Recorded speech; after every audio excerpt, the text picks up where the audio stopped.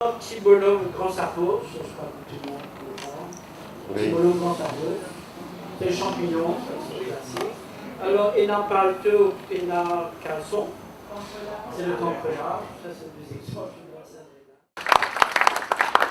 Pomme de terre, mon grand-père, la partie ensemble d'air, dans les hauts, le s'appelait ce pomme de terre.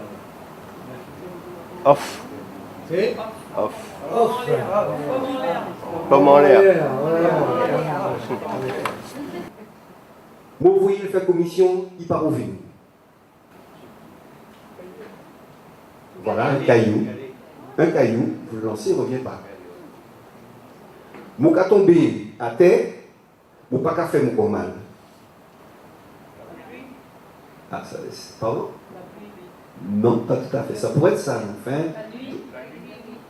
Ça pourrait être ça aussi, mais ce n'est pas la réponse que j'attends. Eh bien, ça sera simplement le papier. Parce que le papier tombe lentement. Donc il se fait pas mal. Il danse avant de mourir. Qu'est-ce que c'est? Voilà, il danse avant de mourir. Quand on le frappe dans l'intention de le tuer, il danse d'abord avant de mourir. Qu'est-ce que c'est? C'est le lézard. Quand vous frappez un lézard dans le but de le tuer, il danse un petit peu avant de s'écrouler. Voilà. Quand on me frappe, je change de couleur. Qui suis-je? Le caméléon, voilà, c'est ça. Merci.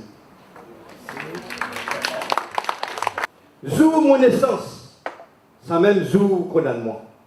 Zou libère-moi, ça même zou mon mot. Qui est-ce? Ah oui, Zalimette. Rougeon, rougeon. Rougeon, rougeon, Simon qui défense tout le monde. Negro dit à nouveau, si monsieur défense, c'est mort.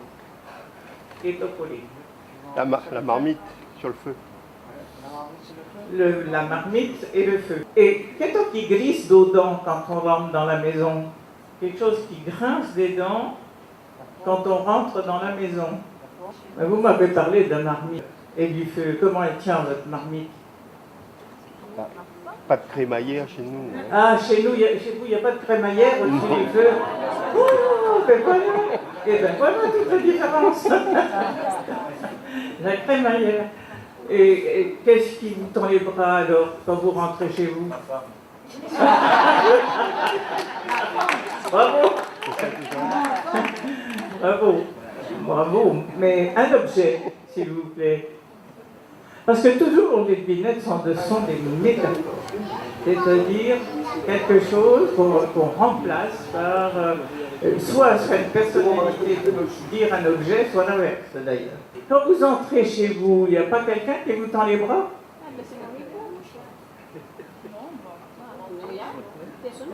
Oh, vous n'avez jamais le temps de vous reposer, vous alors, si je comprends bien. Le fauteuil. C'est le fauteuil, voilà, c'est le fauteuil. Tout le monde y connaît, un homme il sait deux affaires. Bien sûr, il va dire l'homme il sait mal parler, un bon poète va dire il sait bien parler, un homme il sait pour causer. Mais l'homme il sait aussi, en termes de représentation, comment on battre une idée, comment culture et sous-bassement. Donc le travail que tu fais là, c'est un travail important, surtout de savoir comment on avance avec ça. Parce que nous prenons une vieille description mapuade, le temps des tribus, nous code dans l'oralité. Là, nous sommes dans le Sirandane. Après, tout l'espace du Sirandane, on a 1, 2, 3, on passe dans le temps de l'écriture. Vu qu'il y a un verbe, nous est dedans. Pas dans le troisième temps, les numériques, les marconies, et le Sirandane, ils rentrent encore là-dedans, dans la télé, etc. Donc, la nuit année, nous sommes bien contents que nous continuons à envoyer. C'est la paix de travail. Merci. Bon, c'est monsieur qui est élu adjoint à la culture de la mairie de Saint-Denis, c'est important, plus qu'important, et en même temps c'est beaucoup plus que ça encore ce monsieur-là, parce que c'est un Dallon qui depuis des années et des années se bat avec nous pour la langue et la culture créole de la Réunion. On espère que par le Cabaret Lire et puis par d'autres initiatives, par les auteurs aussi, que les livres et surtout la langue continuera de vivre et d'être présente constamment dans notre environnement. Voilà.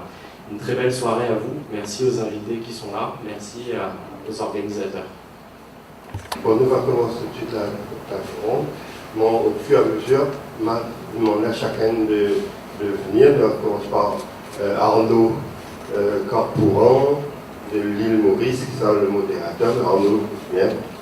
Nous sommes là aujourd'hui, non pas pour faire un débat, mais plus pour faire un échange en fonction de ce que chacun de nos différentes régions a à apporter aux autres régions. C'est essentiellement un ensemble d'échanges. J'étais très intéressé par les devinettes de Comores pour la simple raison, il n'y en avait pas du tout. J'ai grandi en entendant ma famille ou les gens du quartier parler de devinettes. Lorsque je suis arrivé en France, je me suis rendu compte qu'il n'y en avait plus, on ne parlait plus de devinettes. C'est à ce moment-là que je me suis dit, il faut que je fasse des recherches là-dessus. Et voilà le fruit de cette recherche. Voilà un livre qui contient à peu près 240 pages de devinettes des Comores. Voilà. Quand j'ai reçu l'invitation, j'ai d'abord cru à une blague. Alors je me suis dit, comment mon livre de devinettes, comment ce livre est arrivé là-bas. Et moi, j'étais déjà conteuse et je suis allée dans les écoles. Et quand j'ai commencé par éditer des contes. On connaît les temps alimentaires culturels. On voit comment un monde qui fait un petit peu tout quelque chose. On est capable de réciter, on est capable d'écrire un petit peu, on est capable par ça qui nous dit qu'on est là, et du monde polyvalent. Tout comme Alfred Paripeau, qui a écrit Atipa, le premier livre en langue créole, et qui est classé au patrimoine immatériel de l'humanité, je suis guyanais. Atipa, ce fameux livre, parlait déjà des massacres. Les massacres, c'est l'équivalent ici des Sirandanes. Je suis venu avec les tim-tim, comme vous dites, de maîtres de la Guadeloupe, qu'on appelle des Chanel-Landry. Eh bien, je ne suis pas très aussi universitaire, c'est-à-dire que je travaille en Pangal. Je travaille en Pangal, moi. Alors voilà, l'heure arrivée, eh bien, je vais vous donner des tim-tim de ce maître. En tout cas, c'est mon qui a invité moi là, en cas de mais... Merci beaucoup.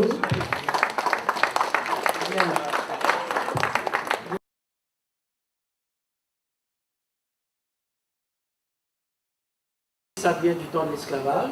On le sait grâce à un grand monsieur qui s'appelle Charles Bessac, qui en 1880 avait déjà fait un travail de compilation auprès d'enfants d'anciens esclaves et qui eux-mêmes disaient tenir les Sirandanes de leurs grands-parents.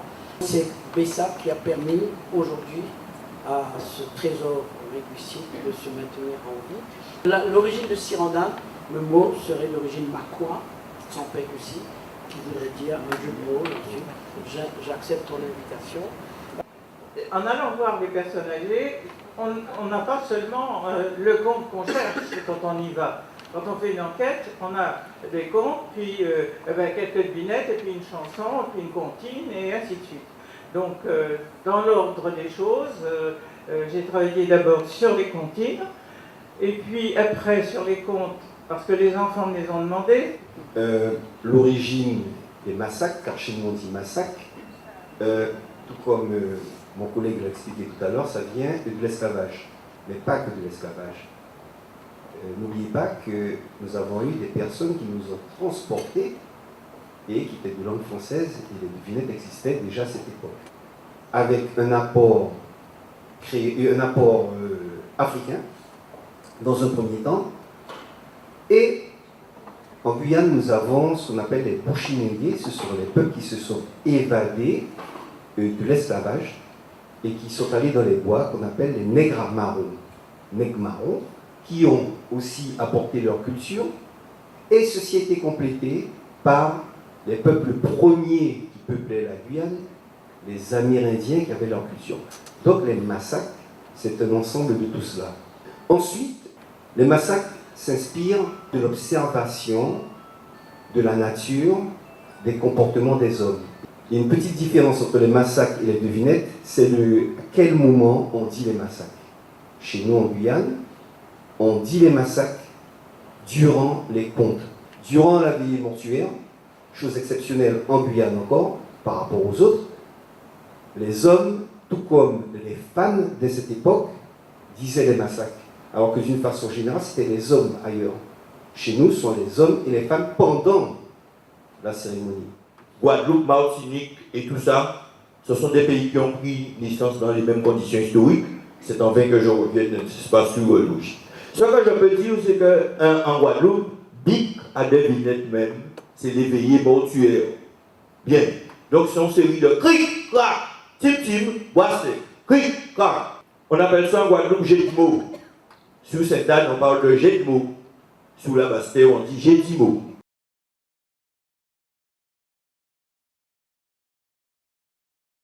Pour souhait dans Moulin, langue créole de la Guyane, parce qu'il m'a fier du Moulin, tout comme les autres, et mon content, qui est là, je remercie les autres toutes, les autres présences. Vous le savez très bien, la Guyane est un pays d'émigration. Donc avec des gens, des jeunes qui sortent de tous les milieux, de tous les horizons. Faire l'intégration, justement une intégration par la langue créole. Donc tout le monde parle la langue créole. Les massacres sont naturellement font partie, ainsi que les contes, du travail pédagogique qui permet justement une intégration et après de passer à la langue française beaucoup plus facilement, disons, avec des résultats que nous espérons, car les évaluations n'ont pas encore été toutes faites, des résultats qui seront beaucoup plus probants. C'est vrai que si nous réfléchissons, je dis encore, nous en a parfois comme ça, mais l'affaire nous laisse tomber. Alors que si nous étions peut-être le cœur un peu plus solide, plus costaud, peut-être que, j'en dis encore, notre langue créole serait encore plus riche et capable de mobiliser toute la population de la Réunion. Par le fait que les Cyrandins et les Devina jouent sur les métaphores, on introduit les enfants très tôt à la poésie sans qu'ils ne sachent même le faire. Puisque, comme les Cyrandins travaillent sur les métaphores, indirectement, c'est de la poésie qui entre dans la tête de l'enfant sans qu'il s'en rende compte. Peut-être plus tard, on devient écrivain, poète, parce qu'on a été initié très tôt à les Cyrandins. Si cela est vrai, ce serait déjà une raison supplémentaire pour continuer à cultiver l'esprit poétique chez les enfants à travers les luminettes. Et l'imagination aussi. Notre langue du Poitou-Charentes-Vendée se défend et essaie d'émerger comme le créole. Lorsque j'étais venu ici pour la première fois en 2000, j'avais écouté, mes oreilles traînent partout quand il y a une langue même différente de la mienne. Je me suis dit, je pense bien et j'espère bien qu'ils vont sauver aussi cette langue, et pas seulement pour la sauver, mais continuer à la parler. Pour ce qui nous concerne, nous, en qualité d'éducateurs techniques spécialisés, alors, nous avons travaillé beaucoup avec des enfants en difficulté. Donc, on utilise, n'est-ce pas, le principe des jeux de mots pour les mathématiques. C'est-à-dire que, étant donné que ce sont des enfants qui sont pratiquement vraiment en difficulté, mais ils connaissent des crabes, ce sont des enfants qui chassent des crabes. Donc, nous faisons un livre, nous baillons 37 jeux de mots à 6 crabes morts à l'eau. Donc, pour la division, par exemple, on a fait une série de petits crabes, donc on dit à l'enfant, le crabi est en Guadeloupe, c'est celui qui tient les crabes. On crabi est descend, bon à l'eau. Dans sa caille, il y a 25 crabes. Il fait 5 paquets de crabes, il met la même quantité de crabes dans chaque paquet de crabes. Au moins crabes, il mettait dans chaque paquet de crabes. Donc, on prend les enfants, nous avons 25 crabes, et on demande à ces enfants-là de faire 5 paquets. Comme ça, ils ont qu'à pratiquer la division. L'action mathématique, même. Et puis voilà, on rabille les sorties à mort dans l'eau, il descend la pointe de crabe. Dans sa caille, il y a un crabe. Il fait 9 paquets de crabes, il mettait 9, même quantité de crabes dans chaque paquet de crabes. Hein? Des choses comme ça. Toutes les tables de multiplication, nous avons traduit les tables de multiplication en jeu de mots. Et c'est ainsi que ces enfants-là, n'est-ce pas, ont compris quand il y a division, quand il y a soustraction, quand il y a multiplication. C'est comme ça que nous avons fait travail là. Voilà.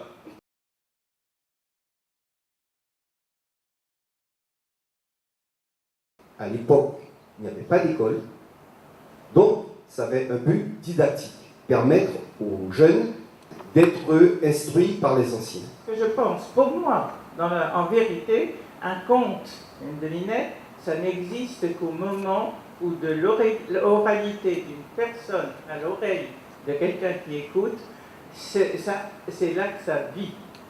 Et autrement, l'écriture, pour moi, était quelque chose de complètement incroyable. Les contes passent auparavant, au début, après l'esclavage, passent dans la veillée mortuaire.